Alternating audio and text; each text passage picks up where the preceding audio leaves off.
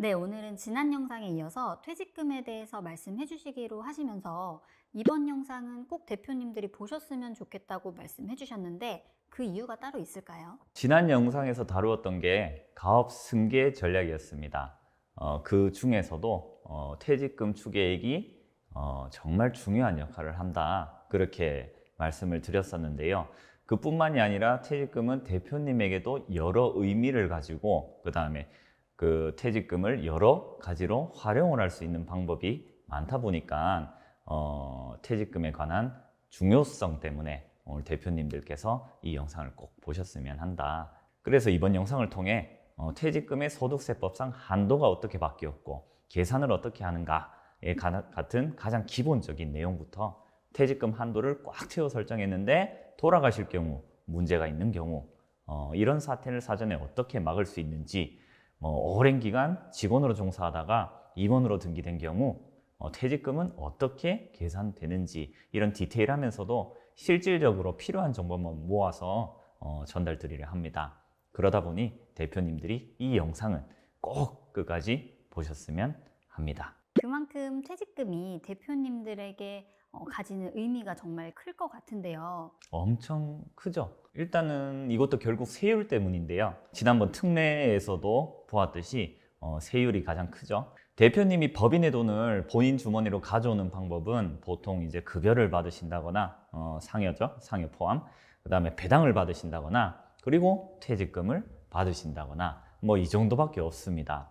여기서 임금 상여는 아시다시피 종합소득세가 엄청 따라오죠. 원래는 38%의 최고 세율 구간이 40%, 42%, 45%까지도 이렇게 점차 늘어나게 되었습니다. 배당 소득 또한 15.4%라고 보통 많이들 생각하고 계시는데요.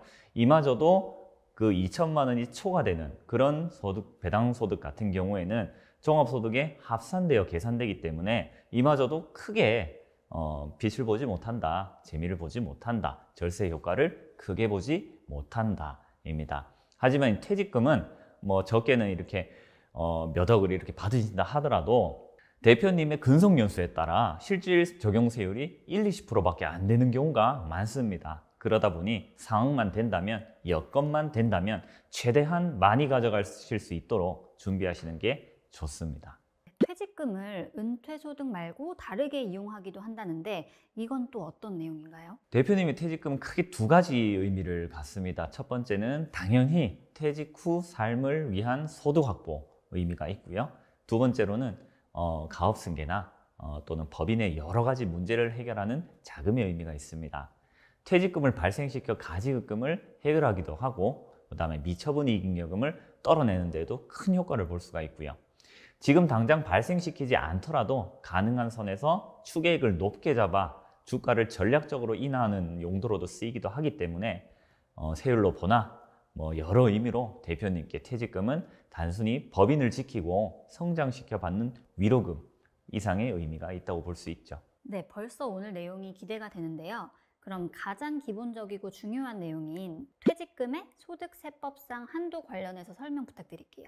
소득세법상 퇴직금 한도 규정은 현재까지 총 2번 바뀌었습니다. 2012년 이전 이후, 2020년 이전 이후, 이 두 기점으로 두 차례가 변경이 되었는데요. 원래는 2012년 이전에는 한도 규정 자체가 아예 없었어요. 그러다 보니까 지급 가능한 최대한 법인이 이렇게 감당할 수 있는 범위 내에서 이렇게 퇴직금을 모두 다 인정을 받을 수가 있었는데요. 소득세법 제22조 퇴직소득에 관한 규정에 한도 규정을 2012년도 기점으로 처음으로 신설을 해서 적용하게 하면서 퇴직금에 대한 그 세팅이라고 하죠. 정관 정비, 제도 정비, 이 부분에 대한 중요성이 더욱 부각이 되었다. 네. 여기서 대표님들이 꼭 아셔야 하는 사항은 이 퇴직금 지급 배수에 대한 규정이 정관에 꼭 들어가야 한다는 것이에요. 만약 규정이 없는데 2배, 3배 이렇게 줄 수가 있느냐? 줄 수는 있죠. 줄 수는 있는데 문제는 정관에 해당 내용이 없을 경우에는 1배수를 초과한 나머지 부분에 대해서는 전체 상여 처분으로 과세를 하게 되어 있습니다. 소득세 때문에 법인으로 전환하셨는데 이렇게 된다면은 사실 그런 의미가 없는 거죠. 막대한 종합소득세를 부담을 해야 되기 때문에. 그리고 정관에 꼭 기재되어야 되는 또 다른 이유는 법인세 때문이기도 합니다. 법인세법상 정관에 퇴직금 산정 방식이 정해져 있다면 퇴직금 발생 시 그 금액만큼 손금 처리가 가능하도록 되어 있어요. 당해년도 법인세를 절감할 수 있는데 그 내용이 없다면 직전 1년간 총급의 10분의 1의 근속연수를 곱한 금액 이상은 송금 처리가 되지 않습니다. 송금 불산입 된다는 얘기죠. 그러니 반드시 근거에 맞는 지급 배수로 퇴직금을 산정하고 기재해야 됩니다. 네, 그러면 정관에 퇴직금 관련해서 한도 규정만 넣으면 되는 건가요? 상법상으로 보나 퇴직금을 받는 데는 그렇게 규정만 있으면 아무런 문제가 없어요. 그런 내용만 들어가면 됩니다. 그런데 만약에 대표님께서 수령을 하시지 못하고 돌아가신 경우까지 같이 고려를 해야 돼요. 만약에 그렇게 된다면은 사실 대표님이 돌아가신 상황에서 퇴직금을 받는다? 이렇게 받으시는 퇴직금은 자녀분들의 상속세 과세가액에 오롯이 포함되게 됩니다.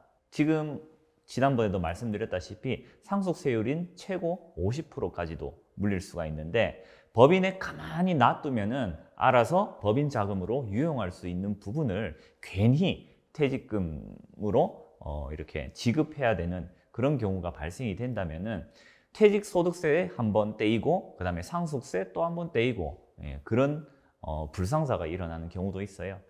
그런 부분 때문에 정관을 좀 더 세밀하게 꼼꼼히 훑어봐야 되는데요. 퇴직금 지급 여부에 관해서 주청에서 결정할 수 있게끔 그 조항을 만들어 놓아야 됩니다. 그냥 그 내용을 포함하지 않고 그냥 단순히 퇴직금을 어떻게 계산하여 지급한다 이 정도로만 되어 있으면 과세관청에서는 그냥 돌아가신 대표님이 받았다고 간주하고 상속세 과세가액에 얹어서 추징을 해버려요. 그리고 퇴직금 산정에 영향을 주는 것으로 지급 배수만 있는 것은 아니고요. 퇴직금 산정이 대표님의 출구 전략에도 가장 큰 역할을 하기 때문에 임원 보수에 관한 내용까지 확인을 해야 되고요. 이러한 모든 것을 고려해서 대표님께 탈이 없도록 미리미리 정관을 정비를 해 놓아야 됩니다. 고려할 내용이 생각보다 많아서 조금 놀랍습니다. 혹시 퇴직금 관련해서 대표님들이 또 추가로 궁금해하시는 사항들이 있을까요?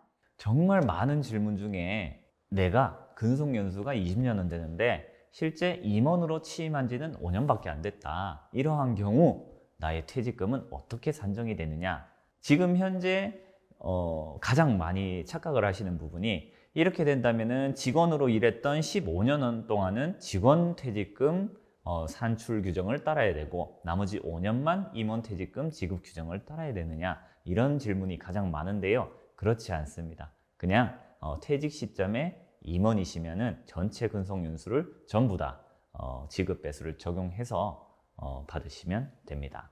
그리고 가장 중요한 것 중에 하나가 2020년 기점으로 변경된 법 조문이에요.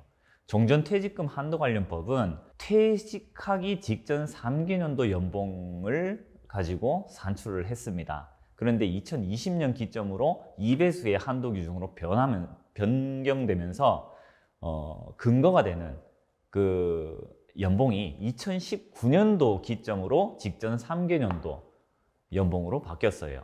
그러다 보니까 2020년 이후에 2배수로 적용받으시는 연봉에 대해서는 물론 지금 현재 연봉을 적용받으시는 거지만 앞서 한도 규정을 계산할 때 그 3배수를 적용받으시는 2012년부터 2019년까지는 2019년부터 직전 3개년도 연봉으로 반드시 계산을 하셔야 됩니다. 이거 모르시는 분들 많아요. 이거 놓치시는 분들도 많고요. 네, 정말 꿀팁이 하나 되는 것 같은데요. 퇴직금이 대표님의 큰 소득 중에 하나인데 그냥 받기는 쉬워도 잘 받는 건 또 다른 문제인 것 같습니다. 마지막으로 대표님들께 꼭 당부드릴 말씀이 있으실까요? 이 영상을 통해서 퇴직금을 어떻게 산정하고 정관에 어떤 내용을 담아야 되고 이런 걸 알아가시는 것도 물론 중요합니다. 그런데 최근 세무 트렌드라든가 아까 방금 언급드렸던 그 2019년 기점으로 3개년도 연봉을 고려를 해야 된다든가 하는 이러한 부분에 있어서 퇴직금은 정말 장기적으로 준비를 하고 꼼꼼히 훑어봐야 하는 상황이기 때문에 좀 더 이 분야의 경험이 많은 전문가들과 함께 고민을 해보시는 것을 적극적으로 권장을 드립니다. 오늘 영상이 도움이 되셨다면 구독, 좋아요, 알림 설정, 그리고 주변 지인분들께 널리 뿌려주시기 바랍니다. 감사합니다.